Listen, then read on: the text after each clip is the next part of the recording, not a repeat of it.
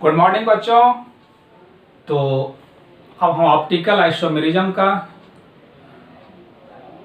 आगे बढ़ा रहे हैं, लेकिन इस ऑप्टिकल आइसोमेरिज्म को समझने के लिए आपको इससे पहले फिर देखना होगा। इससे पहले हम आइसोमेरिज्म का इंट्रोडक्शन दिए हैं जो कि ऑप्टिकल आइसोमेरिज्म से रिलेटेड है। तो फिर हम बेसिक बात कुछ रिवाइज कर लेते हैं ताकि हम लोगों को कोई प्रॉब्लम ना हो, लेकिन आपको देखना ही पड़ेगा इससे पहले का वीडियो।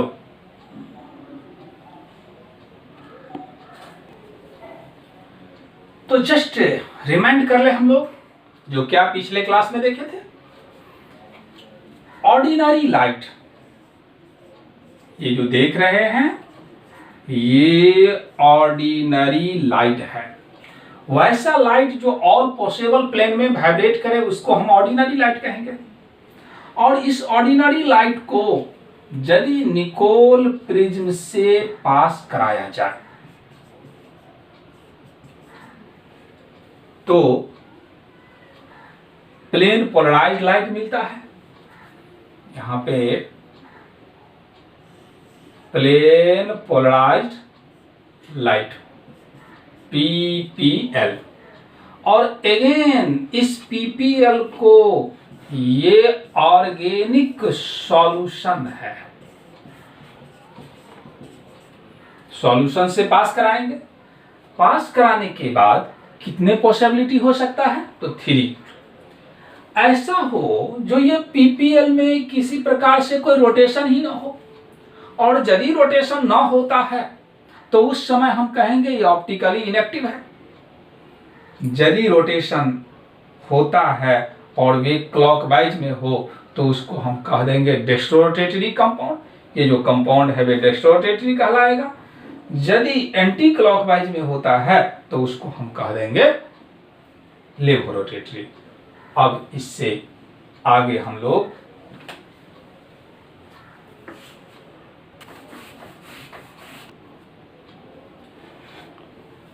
टर्म, कुछ टर्म जो ऑप्टिकल आइसोमेरिज्म में जिसको आपको फिगर के सहारे समझाया वही है dextrorotatory compound. If the substance rotate PPL towards right, यदि सबस्टांस PPL को राइट डायरेक्शन में रोटेट कर दे, दैट इज हम क्या कह सकते हैं, दैट इज क्या लिखा हुआ है, that is in clockwise direction it is called डेस्ट्रोरोटेटरी and indicated by D or positive. Levorotatory, if the substance rotate PPL towards left, ये क्या था, right direction, और ये left, that is in anti-clockwise direction, it is called levorotatory and indicated by L। ये small l है, ये small t है, ये पॉजिटिव है, ये निगेटिव है। Optically active compound, certain compound, इसका मतलब ये नहीं हम कह सकते जो जितना भी ऑर्गेनिक कंपाउंड है वे सभी का सभी, यानी इसका मतलब ये कुछ ही compound, certain compound rotate PPL in a characteristic way. Characteristic way means क्या, या तो क्लॉकवाइज डायरेक्शन या नहीं तो anti clockwise direction. When it pass through their solution, जब PPL पास कराया जाए इसके सॉल्यूशन से तो कैरेक्टरिस्टिक वे में क्या कर देता है, रोटेट कर देता है। Compound which can rotate PPL through certain angle, और जैसे ही रोटेशन होगा तो कुछ ना कुछ एंगल होगा, उस एंगल से जो रोटेट किया जाएगा तो हम कह देंगे वे जो कंपाउंड है वे ऑप्टिकली एक्टिव। जैसे ही कुछ सर्टेन एंगल से रोटेट कर दे तो उस कंपाउंड को क्या कह देंगे, वे कंपाउंड कैसा है, ऑप्टिकली एक्टिव है।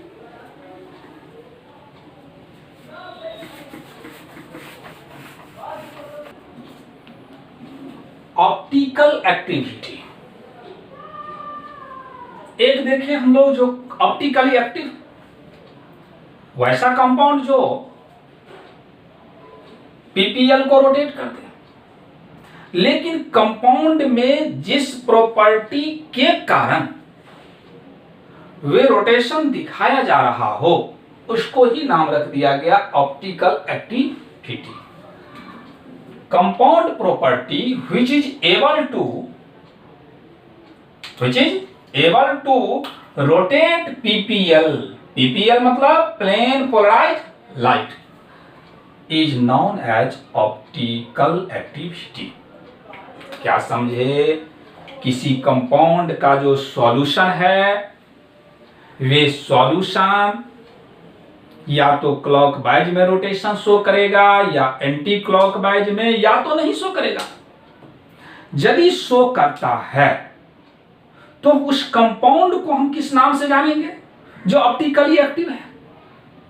लेकिन कुछ तो स्पेशल क्राइटेरिया होगा वैसा कंपाउंड में जिसके कारण वे क्या कर रहा है, या तो क्लॉकवाइज में या नहीं तो एंटी क्लॉकवाइज में। तो किसी कंपाउंड के पास जो स्पेशल अपना क्राइटेरिया है उसको हम किस नाम से जानेंगे? ऑप्टिकल एक्टिविटी के नाम से। तो अब हम लोग ये डिटरमाइन करेंगे जो कितने एंगल से रोटेट करेगा, कैसे हम कैलकुलेट कर लेंगे एंगल ऑफ रोटेशन। तो determination of angle of rotation, the device which is used, device instrument जिसको कहते हैं, which is used for optical rotation is called polarimeter। यानी एक वैसा डिवाइस जिससे हमको क्या पता चले जो कितने एंगल से रोटेशन हो रहा है, रोटेशन हो रहा है कि नहीं हो रहा है, उसको हम किस नाम से जानेंगे? तो पोलारीमीटर से। Angle of rotation, the angle through which PPL is rotate bye N optically active compound is called angle of rotation, या एंगल ऑफ रोटेशन कह दीजिए या नहीं तो कह दीजिए observed rotation. Angle of rotation is represented by theta और alpha, या तो इसको थीटा से रिप्रेजेंट करेंगे या नहीं तो अल्फा से। तो कितने पॉइंट अभी तक हम लोगों को क्लियर हुआ? हम लोग बात कर रहे हैं ऑप्टिकल आइसोमेरिज्म के अंदर, और ऑप्टिकल आइसोमेरिज्म में क्या देख रहे हैं? यदि पीपीएल को पास कराया जाए किसी कंपाउंड के सॉल्यूशन से, may be organic may be inorganic, लेकिन अभी हम बात किसका करने जा रहे हैं? ऑर्गेनिक का। जब हम लोग इनऑर्गेनिक का बात करेंगे कोऑर्डिनेशन में तो वहां भी बात करेंगे इसका। तो यदि रोटेट कर दे क्लॉकवाइज में तो बताइए जो किस नाम से जाने? अभी तो आप लोग शायद मेरे सामने नहीं हैं, लेकिन जैसे ही इस तरह का क्वेश्चन करते हैं तो आपके दिमाग में आंसर आ जाना चाहिए। और पटना में जानते हैं जो सबसे अलग जो मेरा क्राइटेरिया है यही पूछने का, और सभी जगह क्या होता है? ये बन जाएगा, ये बन जाएगा, लेकिन मेरे पास क्या होता है? बनाना होता है। आपको इतना बनाना है, लेकिन और सब जगह बन जाएगा, बन जाएगा, 2 साल के बाद भी बन जाएगा। तो इसीलिए जब भी हम क्वेश्चन आपसे करें, आपके दिमाग में आप कॉपी कलम रखे रहें, वहां पे लिख लें जो ये मेरा आंसर हुआ, और फिर जैसे ही हम आंसर बोलेंगे आप मिला दें जो मेरा आंसर क्या हुआ। तो हम क्या आपसे पूछ लिए? यदि किसी कंपाउंड से पीपीएल को पास करावें और रोटेशन क्लॉकवाइज में हो तो उसको किस नाम से जानेंगे? तो डेक्स्ट्रो रोटेटरी। और यदि एंटी क्लॉकवाइज में हो तो उसको हम किस नाम से जानेंगे? लेवो रोटेटरी। और यदि नो रोटेशन हो तब ऑप्टिकली इनएक्टिव। और इस रोटेशन का मेजरमेंट, ये एंगल ऑफ रोटेशन किस डिवाइस से करेंगे? तो उसका नाम होगा पोलारीमीटर। अब हम पता करें जो कैसे कैलकुलेशन करेंगे।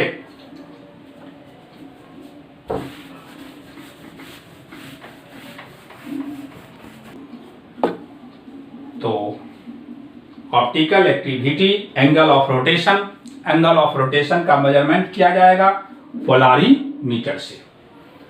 पोलारीमीटर कितने पॉइंट पे डिपेंड करता है? टेम्परेचर। सॉल्यूशन का टेम्परेचर क्या है? Nature of light. हम लोग ये जो लाइट प्रोवाइड करेंगे ये मोनोक्रोमैटिक लाइट, यानी आप लोग देखें जो पीपीएल मतलब प्लेन पोलराइज लाइट, एक ही प्लेन वाला लाइट चाहिए, तो monochromatic light D line of sodium lamp जिसका वैल्यू इतना होगा, यानी ये सोडियम का वेवलेंथ यूज किया गया है। तीसरा कंसंट्रेशन ऑफ कंपाउंड, जिस कंपाउंड के बारे में हम डिटरमाइन करने जा रहे हैं ऑप्टिकल एक्टिविटी, उसके कंसंट्रेशन के ऊपर भी डिपेंड करता है। लेंथ ऑफ पोलारीमीटर ट्यूब, ये जो आप देख रहे हैं यही है पोलारीमीटर ट्यूब। पोलारीमीटर ट्यूब कुछ ना कुछ क्या होगा, इसका लेंथ होगा। यहां कोई सॉल्यूशन है, उस सॉल्यूशन का कुछ ना कुछ कंसंट्रेशन होगा। तो एंगल ऑफ रोटेशन जिसका रिप्रेजेंटेशन पहले ही हम समझा दिए, जो थीटा से या नहीं तो अल्फा से, तो theta directly proportional concentration into length. Proportional को हटाने के लिए एक कांस्टेंट लाए, जो यहाँ 25 लिखा हुआ है, ये टेम्परेचर का रेंज है। तो ऐसा हो सकता है यदि इससे थीटा को मेजरमेंट करें तो theta equal to theta by CN। खास बात यहाँ पे ये है, जो अभी तक हम कंसंट्रेशन जो आपको समझा रहे थे फिजिकल में, वे मोलारिटी था, number of mole of solute dissolve in 1 litre solution. लेकिन यहाँ कंसंट्रेशन देखें जो हमको किस में मेजर करना होगा, तो ग्राम पर ml। ये जो कंसंट्रेशन का कैलकुलेशन होगा ग्राम पर ml में। L पाथ लेंथ, यहां से यहां तक जो आप देख रहे हैं ये ट्यूब, ये पाथ का लेंथ है, किस में होना चाहिए? DM decimetre. डेसीमीटर तो याद रखें, जो 10 डेसीमीटर बराबर 10 सेंटीमीटर बराबर 1 डेसीमीटर होता है। 10 सेंटीमीटर इक्वल टू 1 डेसीमीटर। तो हम लोगों को ये एक फार्मूला मिला, इतना जो बात किए उसमें से सिर्फ ये फार्मूला, यहाँ पे या तो ये कैलकुलेशन करना होगा तो ये दिया हुआ होगा, लेकिन ये तो आप देख रहे हैं जो ये कांस्टेंट वैल्यू है, तो आप कैलकुलेशन देखेंगे।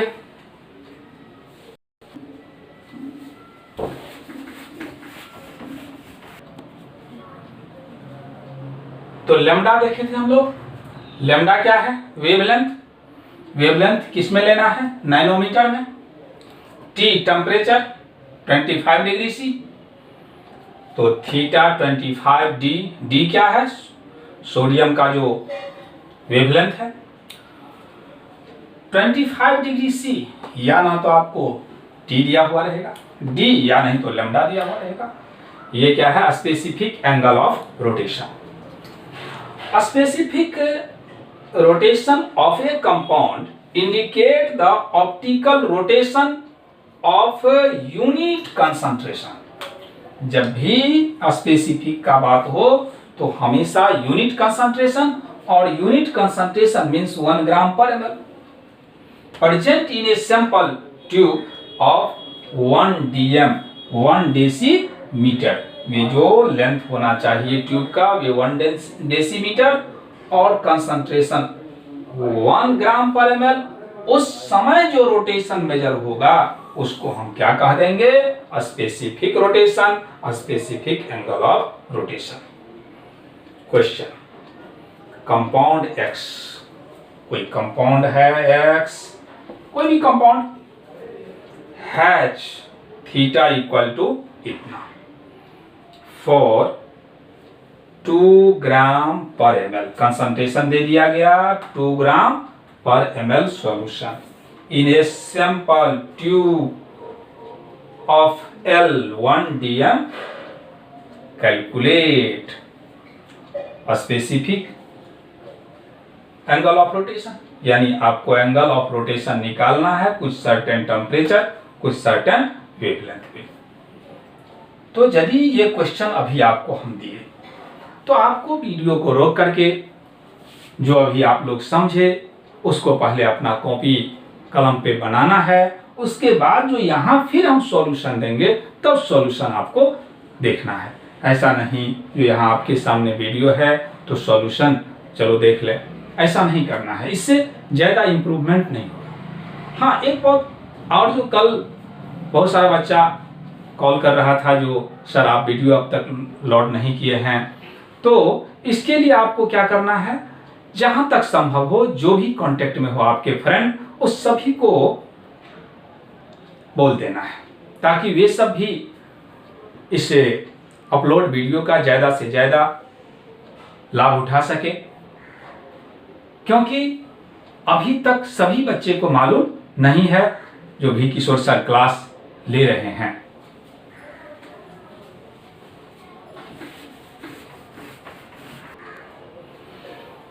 तो उम्मीद है जो आप लोग सॉल्व कर लिए होंगे इस सवाल का। तो देखिए हमको क्या निकालना था, थीटा टी बाई लेमडा ये निकालना है, ये फार्मूला हम जानते हैं। तो यहाँ पे ये वैल्यू पुट करेंगे, कितना वैल्यू मिला है आपको, तो +70। कंसंट्रेशन हमेशा हम कितना ले लें, तो ग्राम पर ml में लेना है। और इस बार तो आपको डायरेक्ट सवाल है जो डायरेक्ट दिया हुआ है, देखें कितना ग्राम पर ml है, तो 2 ग्राम पर ml, 2 ग्राम पर ml। और लेंथ देख लें, जो पोलारीमीटर जो ट्यूब है उसका लेंथ कितना है, तो 1 dm। सॉल्यूशन करके कितना आया बच्चों, तो 35 डिग्री से, यानी यदि हम पीपीएल पास करावें तो इतने डिग्री से रोटेशन करेगा। मैं नेक्स्ट सवाल फिर दे रहा हूं, फिर आप वीडियो को पॉज करके और उसके बाद फिर बनाने का प्रयास करेंगे, फिर आपके लिए होमवर्क छोड़ देंगे।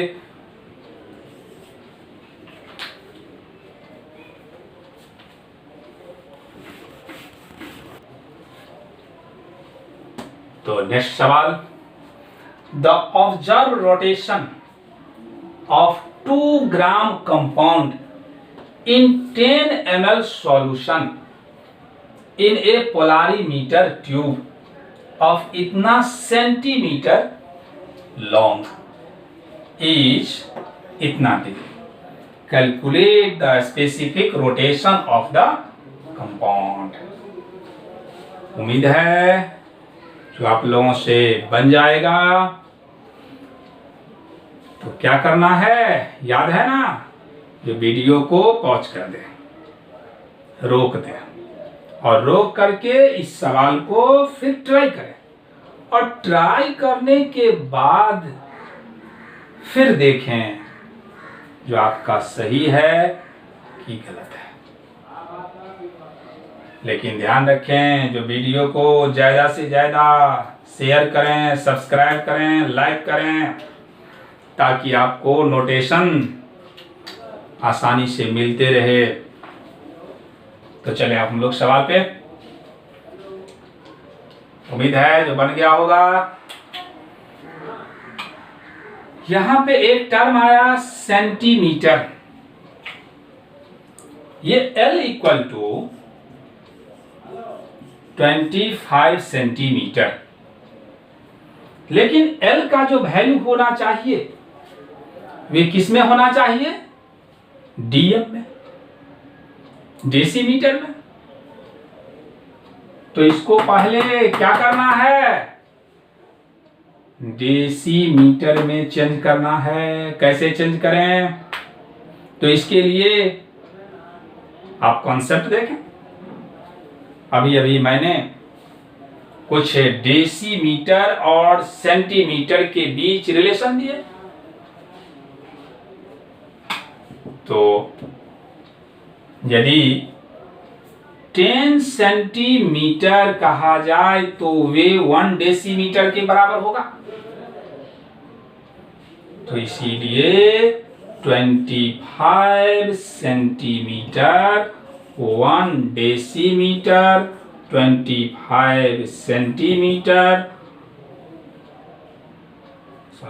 10 centimetre 25 centimetre. Centimetre centimetre cancel, यदि डिवाइड करेंगे तो 2.5 डेसीमीटर।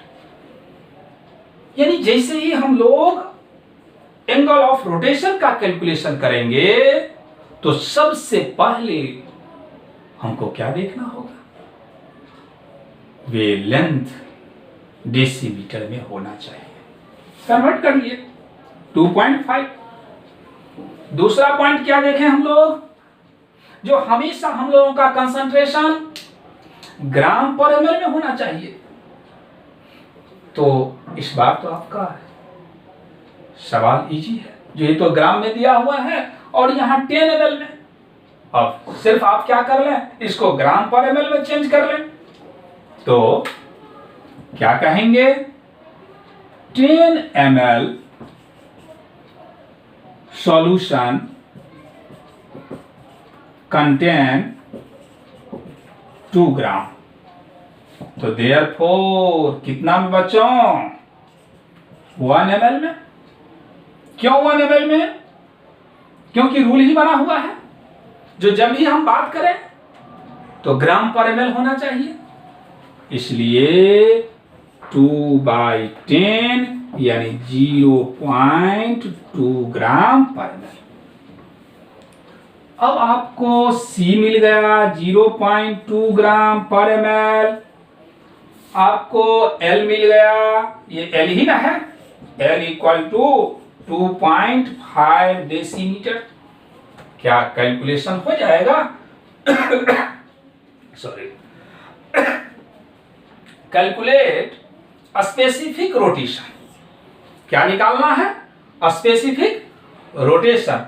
तो स्पेसिफिक रोटेशन का फार्मूला तो हम देखे हैं ना, T lambda equal to theta by C L, और थीटा कितना है, तो 1 + 1.34 डिग्री, और डिवाइड कितना से कर दें, तो कंसंट्रेशन रहा 0.2 और L कितना रहा, तो 2.5। यदि इसको सॉल्यूशन करेंगे तो 2.68 डिग्री, यही हम लोगों का आंसर रहा। अब एक सवाल आप लोगों को जो लिखेंगे आप वे सॉल्व नहीं करेंगे, सॉल्व आपको नेक्स्ट डे मिलेगा। आपको वे SW रहा।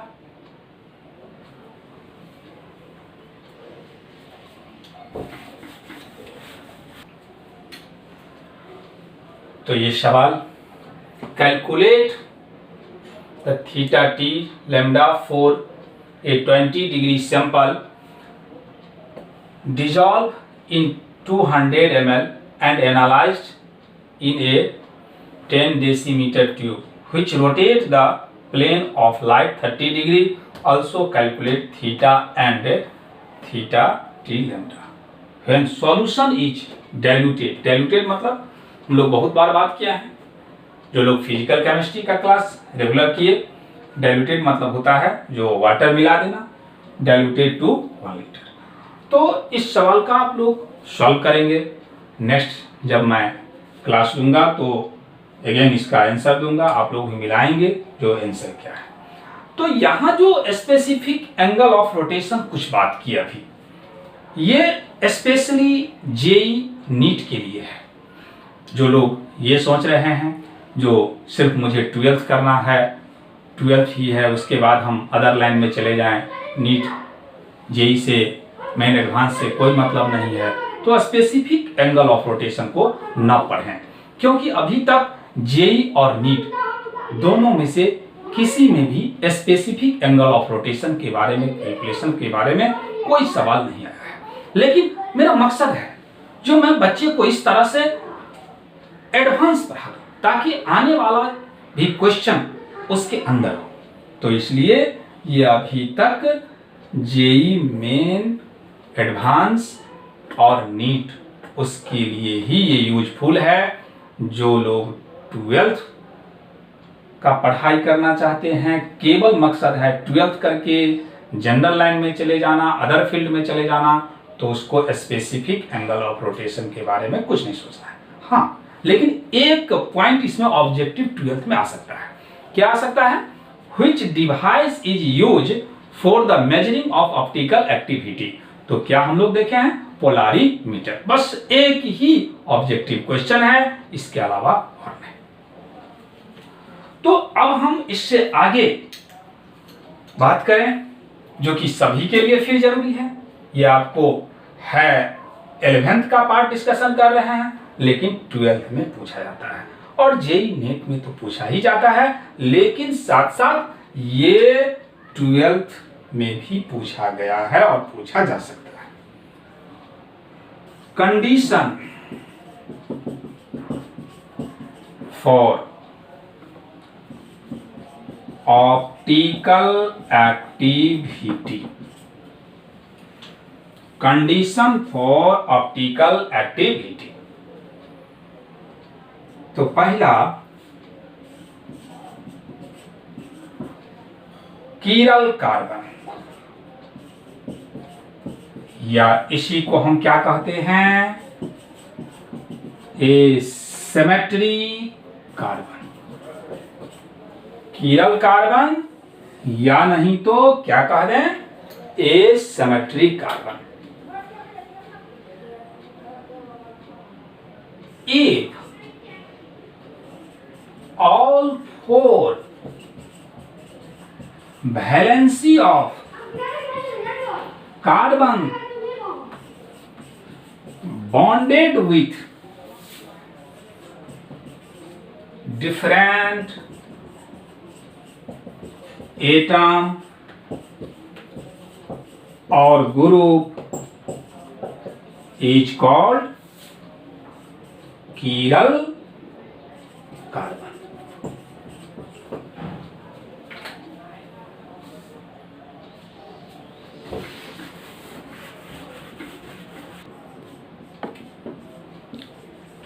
Represented by C star. इसका रिप्रेजेंटेशन सी स्टार से किया जाता है। एक वैसा कार्बन जिसका चारों का चारों बॉन्ड अलग अलग एटम और ग्रुप से अटैच्ड हो, तो उसको हम कह देंगे ये जो कार्बन है वे कीरल कार्बन है। या इसी को किस नाम से जानेंगे? तो asymmetric carbon. Asymmetric carbon, carbon हमेशा 4 बॉन्ड बनाता है। यह उम्मीद है जो सभी को याद होगा। तो ये चारों का चारों बॉन्ड जो आप देख रहे हैं, ये अलग अलग एटम और ग्रुप से अटैच्ड हो जाए, तो उसको हम कह देंगे जो ये कार्बन कैसा है? मेरा कीरल कार्बन है। देखें एग्जांपल, HCH3OHCl। क्या ये कीरल कार्बन है कि नहीं है? तो ये कार्बन इधर CH3 से, इधर OH से, इधर Cl से, इधर H से, इसलिए ये कीरल कार्बन है और इसका रिप्रेजेंटेशन स्टार लगा देंगे। मीन्स एक सिंबलाइज किया गया, जो जैसे ही स्टार लगा दिया जाए तो ये कीरल कार्बन, ये सिमेट्रिक कार्बन में लिख करके हम लोग समझ जाएंगे जो ये कीरल कार्बन है।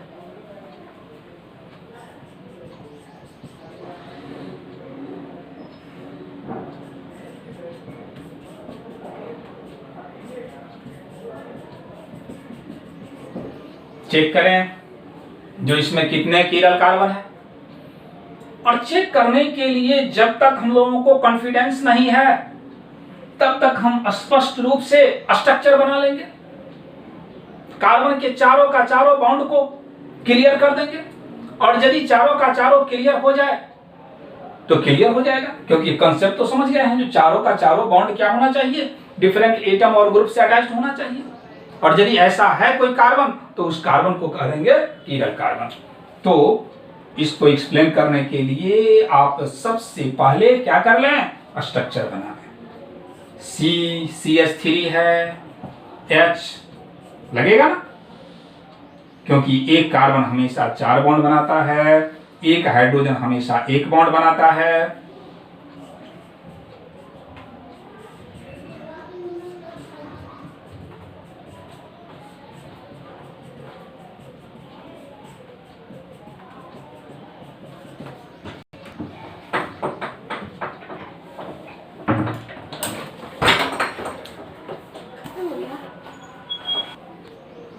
तो यहां पे हम क्या देख रहे हैं, ये तीनों का तीनों हाइड्रोजन सेम है, और यदि तीनों का तीनों हाइड्रोजन सेम है तो ये कैरल हो नहीं सकता।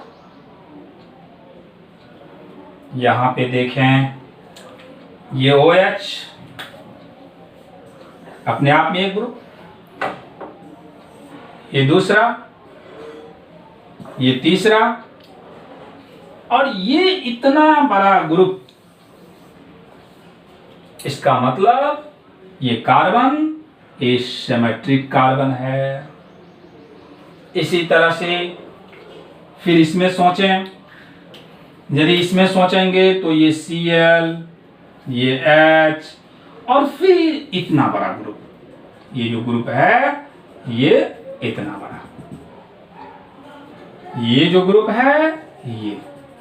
तो यहां देखें गौर से आप, चारों का चारों तो डिफरेंट है, इसलिए ये भी क्या है, कीरल कार्बन एसिमेट्रिक कार्बन है। इस पे सर्च करें तो यहां दोनों का दोनों आइडेंटिकल है, और जैसे ही आइडेंटिकल आ जाए तो ये कीरल कार्बन नहीं हो सकता, यहां भी नहीं है। तो यहां हम कहेंगे number of chiral carbon is equal to कितना, 2। तो उम्मीद है जो समझ गए होंगे आप लोग, जो कीरल कार्बन किसे कहेंगे और कैसे फाइंड आउट किया जाएगा। फिर हम एग्जांपल दे रहे हैं, आप लोग फिर बनाना है जो calculation of number of chiral carbon.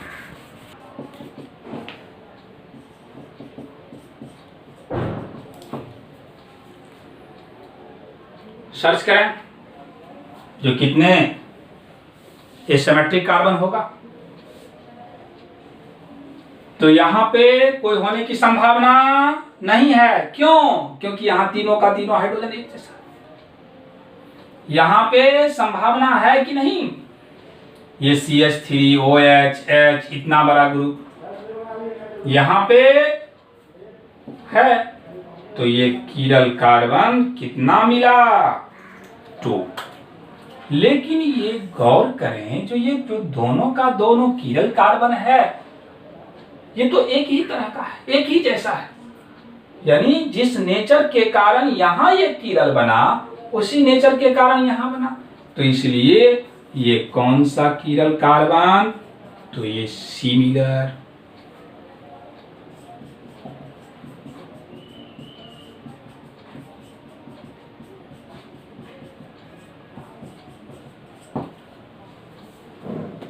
फिर देखें जो कितना कीरल कार्बन, यहां पे कोई संभावना नहीं है, यहां पे है, यहां पे है, तो कीरल कार्बन 2 मिला। लेकिन यहां पे देखें OH CH3 ये ग्रुप, यहां पे देखें NH2, यानी ये दोनों ग्रुप ही डिफर है, इसलिए इसको हम कह देंगे डिसिमिलर कीरल कार्बन। यानी कीरल कार्बन सिमिलर भी हो सकता है और डिसिमिलर भी हो सकता है।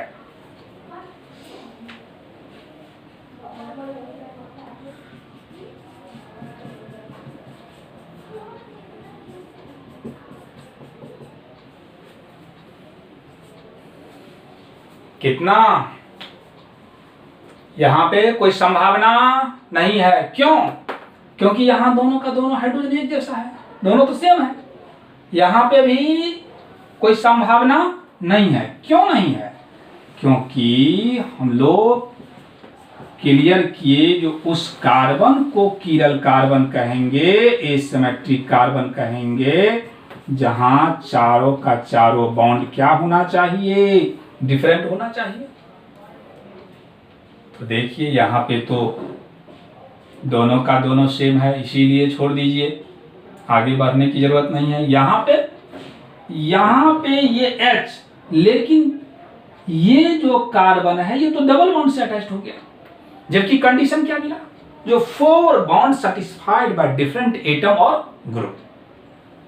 यहाँ पे ये दोनों का दोनों बॉन्ड एक ही कार्बन से अटैच्ड है, इसलिए हम लोग यहाँ पे किरल नहीं कहेंगे। यहाँ पे OH, इतना बड़ा ग्रुप, फिर इतना बड़ा ग्रुप, ये क्या है कि नहीं है? तो ये किरल कार्बन है, यानी ये किरल कार्बन है, तो इसमें किरल कार्बन 1 मिला। तो क्या यहाँ पे एक न्यू पॉइंट मिला? जो चारों का चारों ही बॉन्ड डिफर होना चाहिए। फिर से देखें,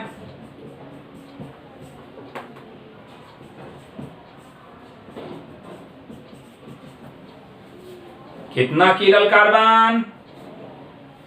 यहां पे कोई संभावना नहीं है, यहां एकदम नहीं है। क्यों? क्योंकि एक कार्बन से 3 बॉन्ड है, यहां भी नहीं। यहां पे देखें, ये कार्बन से 2 हाइड्रोजन अटैच्ड है, कोई संभावना नहीं। यहां पे कोई संभावना नहीं, इसलिए chiral carbon equal to 0।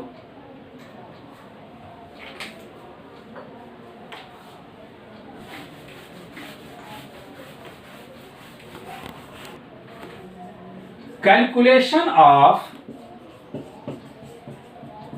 किरल carbon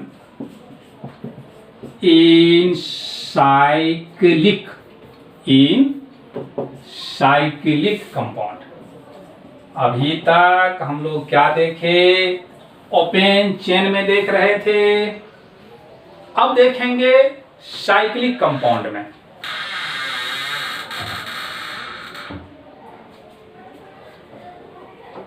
तो कंडीशन तो वही रहेगा, चारों का चारों बॉन्ड कार्बन का डिफरेंट एटम और ग्रुप से अटैच्ड होना चाहिए।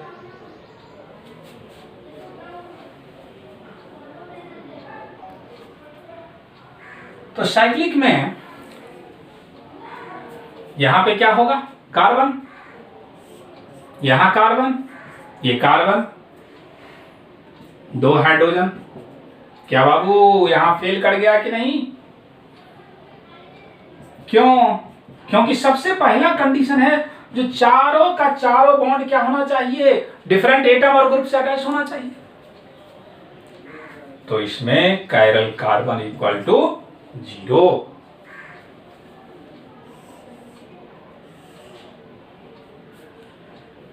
यहां पे लगा दें CH3।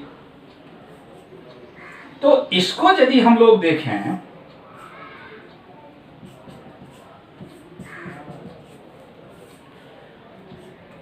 CH3H, यहां डिफरेंस है, यहां और यहां तो कोई पॉसिबिलिटी ही नहीं है। क्यों? क्योंकि दोनों का दोनों सेम है।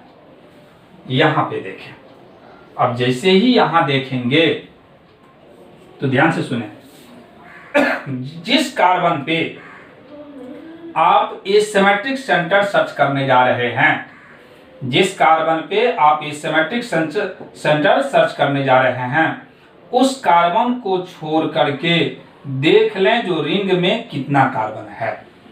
उस कार्बन को छोड़ करके, तो उस कार्बन को छोड़ करके रिंग में 2 कार्बन, तो वहां से जहां से हम एसिमेट्रिक सेंटर सर्च करने जा रहे हैं, वहां से एक इमेजिनरी लाइन खींचे। तो जैसे ही इमेजिनरी लाइन खींचेंगे तो 2 इक्वल भाग में डिवाइड हो जाएगा। तो यहाँ पे हम इमेजिनरी लाइन खींच रहे हैं और इमेजिनरी लाइन, इसी बात को हम फिर यहाँ शो कर रहे हैं, इमेजिनरी लाइन यही तो है। और जैसे ही इमेजिनरी लाइन यहाँ खींचेंगे तो HCH3 CH2 CH2 ये और ये दोनों पार्ट सेम आ गया। और जैसे ही ये दोनों पार्ट सेम आ गया तो ये तो कीरल कार्बन रहा ही नहीं, यानी यहां भी कीरल कार्बन कितना मिला, 0 मिला।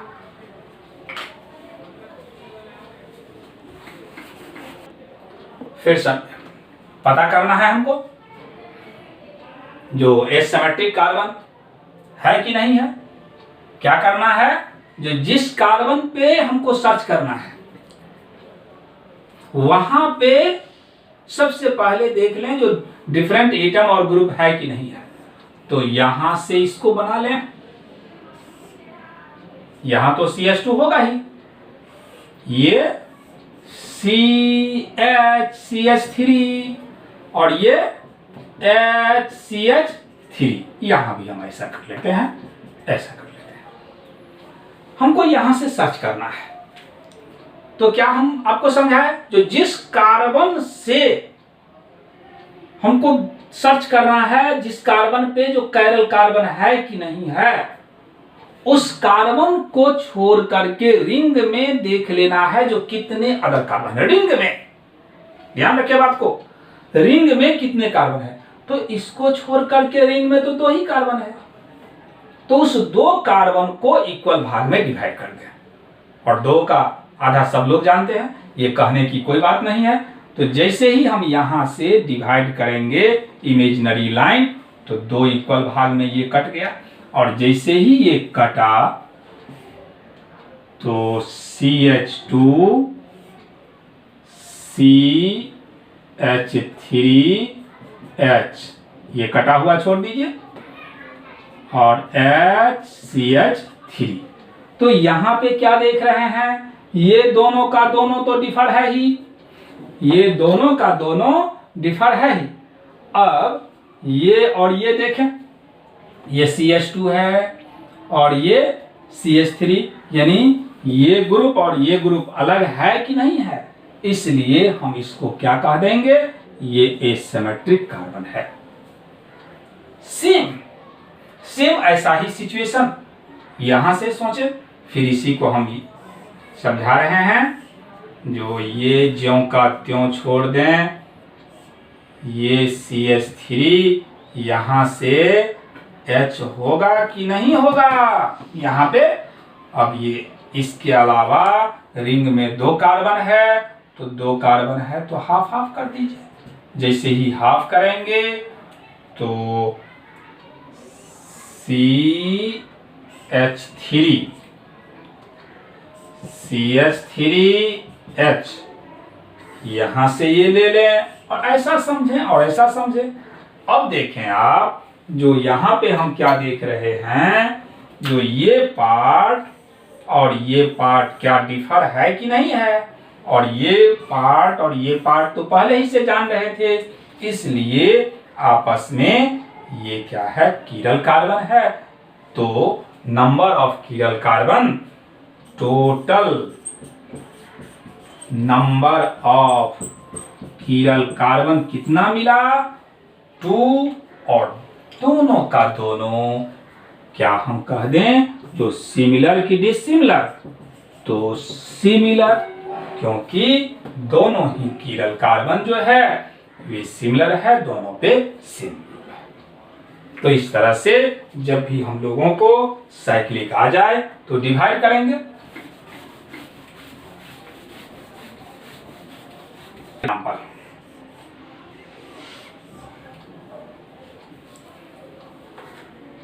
Cl क्या अभी लग रहा है कीरल कार्बन किसी को भी, तो कोई कीरल कार्बन नहीं। क्यों, क्योंकि यहां से हम डिवाइड करेंगे 2 इक्वल भाग में, तो अभी कोई यहां पे कीरल कार्बन नहीं होगा। कीरल कार्बन इक्वल टू 0। Cl यहां हम डबल बॉन्ड देंगे। क्या आपको कंसेप्ट दिए जो सबसे पहले तो वे कार्बन सेलेक्ट करें जहां पे चारों का चारों बॉन्ड अलग अलग एटम और ग्रुप से अटैच्ड हो। तो यहां पे एक बार देखें हम लोग, क्या यहां संभावना है कि नहीं है। तो यहां क्या देख रहे हैं, जो ये जो कार्बन है इससे तो 2 हाइड्रोजन अटैच्ड होगा, यहां भी 2 हाइड्रोजन, यहां भी 2 हाइड्रोजन, यहां एक ही हाइड्रोजन, लेकिन यहां तो एक और ऑब्जेक्शन आ गया, जो इस दोनों कार्बन के बीच डबल बॉन्ड हो गया। यहां भी वही, यहां पे हम देख रहे हैं जो एक Cl है और एक H होगा कि नहीं होगा, तो एक H होगा इसमें।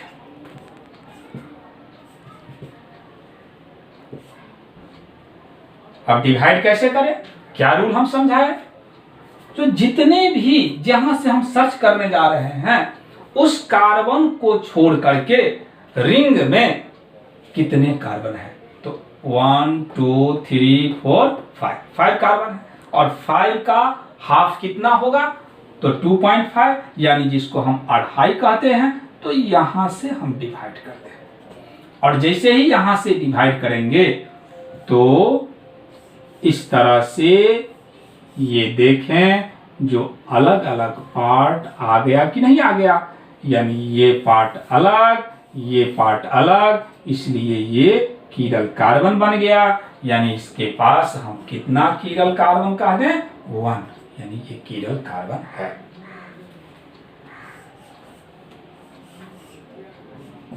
यदि ऐसा हो फिर देखें क्या है इसमें कीरल कार्बन कि नहीं है, तो यहीं से ना सर्च करेंगे, और यहां से जब सर्च करेंगे तो अब जो डिवाइड करें, तो डिवाइड करने के बाद दोनों साइड इक्वल आ गया, इसलिए यहां कीरल कार्बन 0।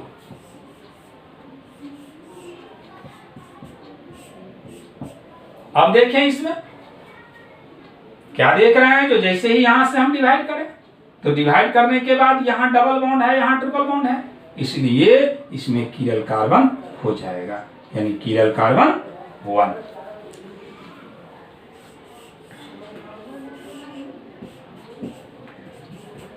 इसमें देखें यहां से तो कोई संभावना ही नहीं है। क्यों नहीं है, क्योंकि ये जो कार्बन है ये तो यहां डबल बॉन्डेड है ऑक्सीजन से, और सबसे प्राइमरी कंडीशन है जो कार्बन का चारों बॉन्ड डिफरेंट एटम और ग्रुप से अटैच होना चाहिए। यहां से जब देखेंगे तो हाइड्रोजन तो होगा, यहां पे एक हाइड्रोजन होगा ना। अब इसको छोड़ करके आप देख लें, तो इसको छोड़ करके यदि देखेंगे तो कितने 1 2 3 4, और 4 का आधा 2, ये सब लोग जानते हैं। तो देखें ये 2 कार्बन, ये 2 कार्बन, क्या दोनों में सेम ग्रुप है, नहीं ना है, ये C और यहां तो डबल बॉन्ड है, इसलिए इस कार्बन को हम क्या कह देंगे, कीरल कार्बन कहेंगे। तो कीरल कार्बन कितना मिला, 1।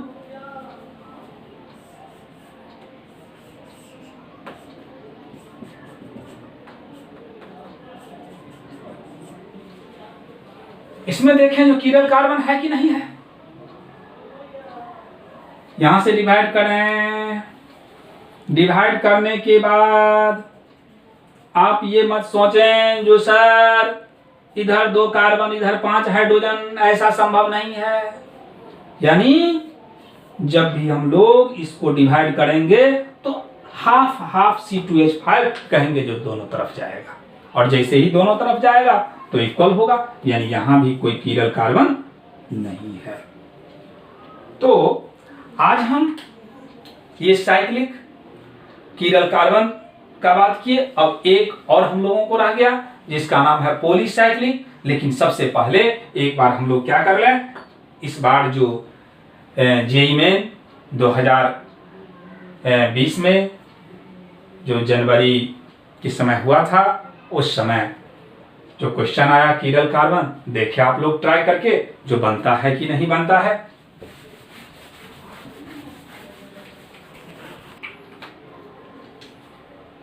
The number of chiral center, carbon है तो कार्बन कहेंगे, यहाँ पे टर्म यूज कर दिया गया, centre in penicillin, penicillin is. अब आप कहेंगे सर जी जो पेनिसिलिन का फार्मूला तो हम नहीं जानते हैं, तो हम लोग देखेंगे स्पेशली 12th चैप्टर में केमिस्ट्री इन एवरीडे लाइफ में पेनिसिलिन, टेट्रासाइक्लिन, एरिथ्रोमाइसिन, ये जितना भी मेडिसिन है वे हम लोगों को पढ़ना है। तो यदि हम पेनिसिलिन का स्ट्रक्चर आपको दे दें तो आप निकाल सकते हैं। यानी आपको ये जेई मेन में 2020 में ऐसा क्वेश्चन आया हुआ था, तो अब जेई मेन का स्टूडेंट हो तो वे कीरल कार्बन, कीरल सेंटर तो आसानी से पहचान सकता है। तो क्या कॉज लगा दिया गया, जो पेनिसिलिन। अब इस पेनिसिलिन तो मुश्किल से 5% को ही पता होगा जो पेनिसिलिन का स्ट्रक्चर क्यों होगा, क्योंकि पहली बार ऐसा लंबा लंबा क्वेश्चन पूछा गया। तो आपको हम पहले पेनिसिलिन का स्ट्रक्चर देते हैं, तब आप पता करें जो कितने इसमें कीरल कार्बन है। RCOHN,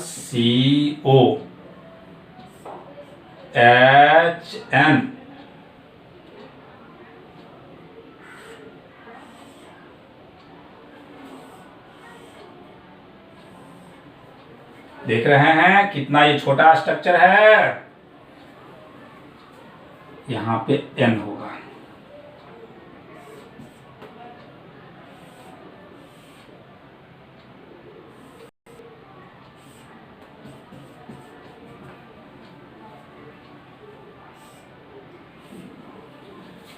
यही रहा आपका पेनिसिलिन। अब पता करना है,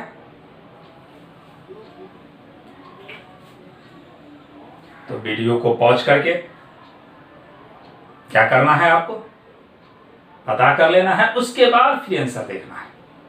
और ध्यान रहे सब्सक्राइब और लाइक करना ना भूलें। तो ये तो आर कोई ग्रुप है, ये हमको पता नहीं है। यहां पे संभावना एकदम नहीं है। क्यों नहीं है? क्योंकि यहां पे कार्बन और ऑक्सीजन के बीच क्या है, डबल बॉन्ड है।